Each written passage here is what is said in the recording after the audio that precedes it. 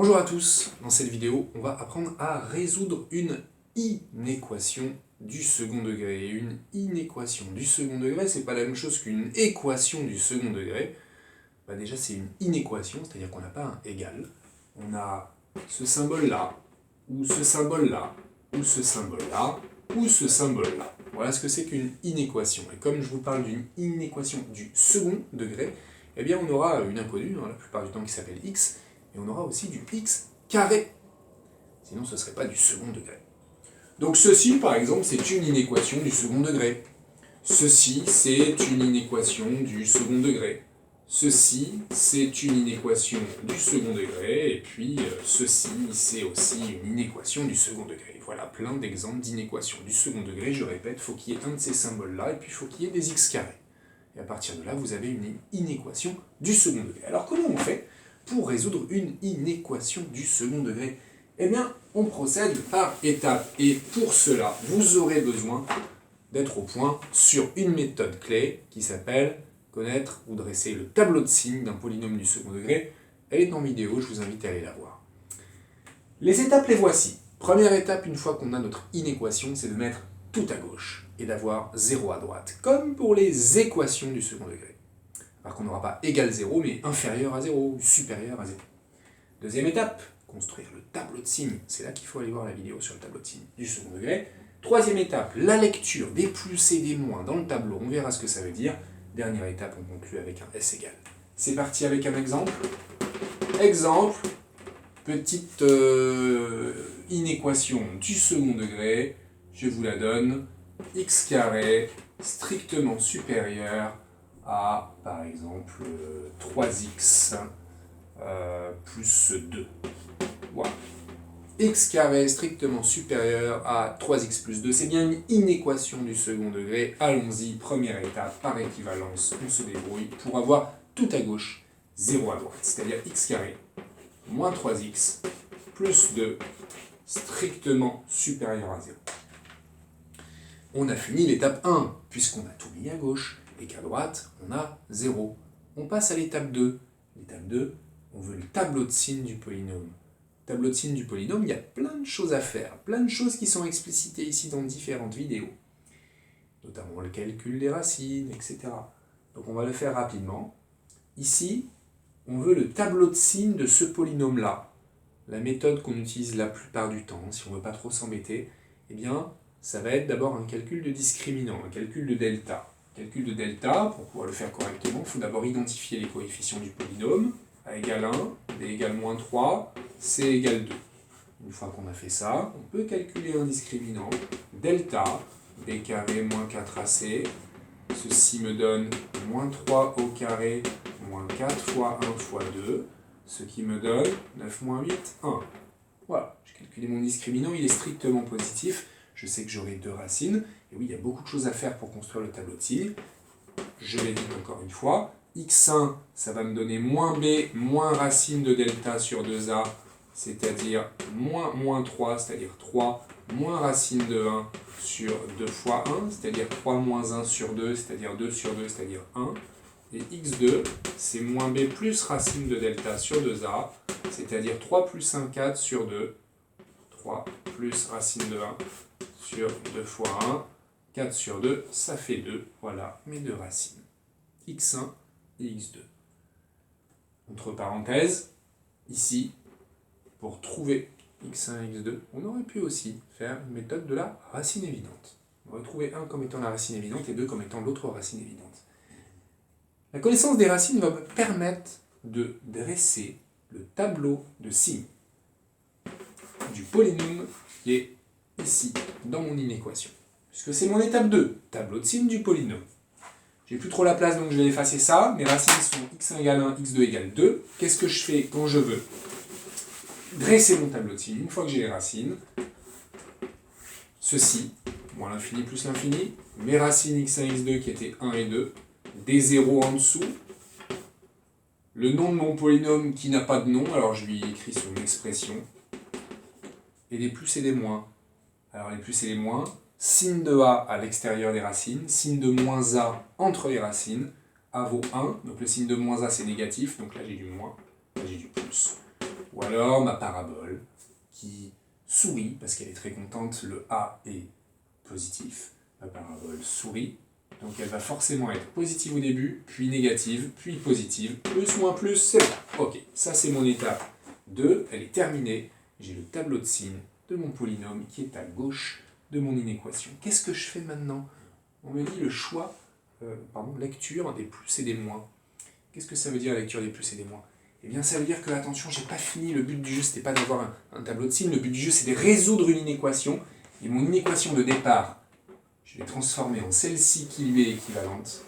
Et regardez, je suis à la recherche de tous les x, tels que mon polynôme est strictement positif. Regardez le sens de l'inégalité ici. Strictement positif.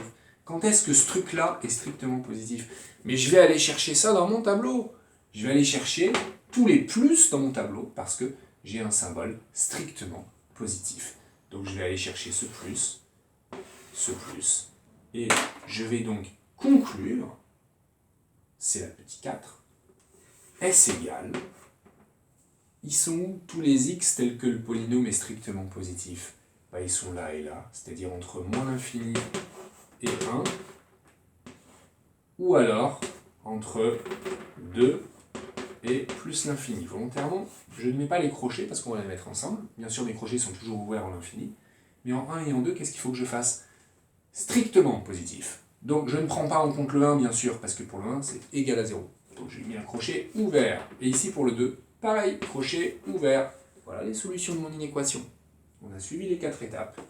On a eu besoin à un moment de faire un tableau de signes et d'aller lire les résultats dans le tableau de signes. Allez, on en fait un autre. Autre exemple d'inéquation. X carré inférieur ou égal à x plus 1. Voilà. Inéquation. On y va. Première étape. Ceci est équivalent à x carré moins x moins 1 inférieur ou égal à 0. Excusez-moi, on change un peu. Voilà. Voilà. Donc ça devient plus 1. Je passe tout à gauche et j'ai 0 à droite. Ok. Étape 2. Il faut le tableau de signes. J'essaie de factoriser, j'y arrive pas, donc je me remets à la bonne vieille technique du delta.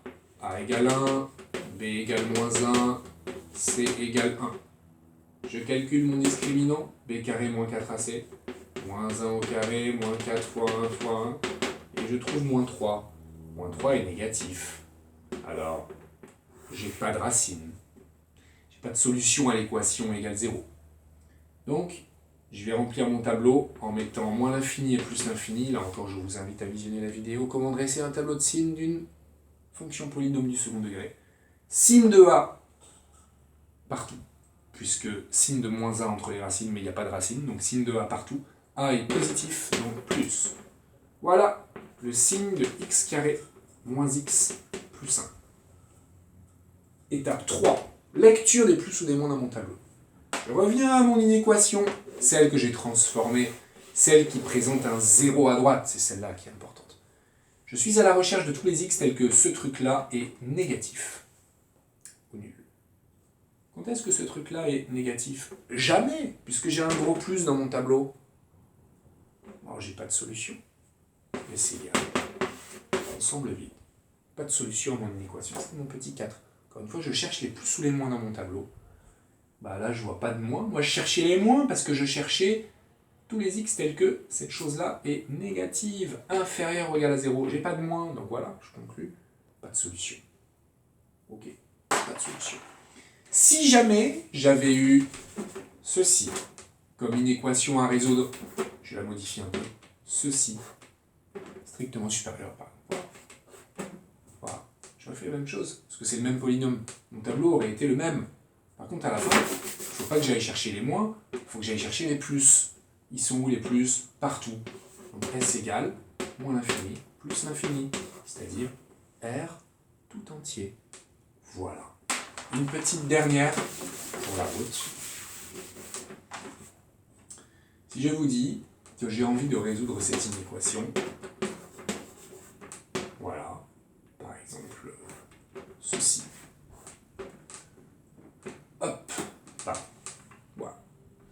Alors, étape 1, toujours la même. Étape 2, delta ou bien factorisation. Bref, vous savez faire. Il y a une seule racine, qui est une racine double, qui est 1.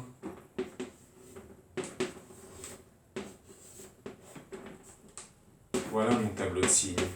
C'est mon étape 2 que j'ai faite très vite. Vous savez faire sans problème.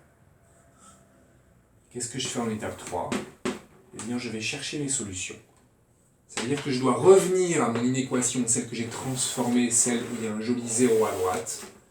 Et je suis à la recherche des x tels que ceci soit strictement positif. Où est-ce que c'est strictement positif?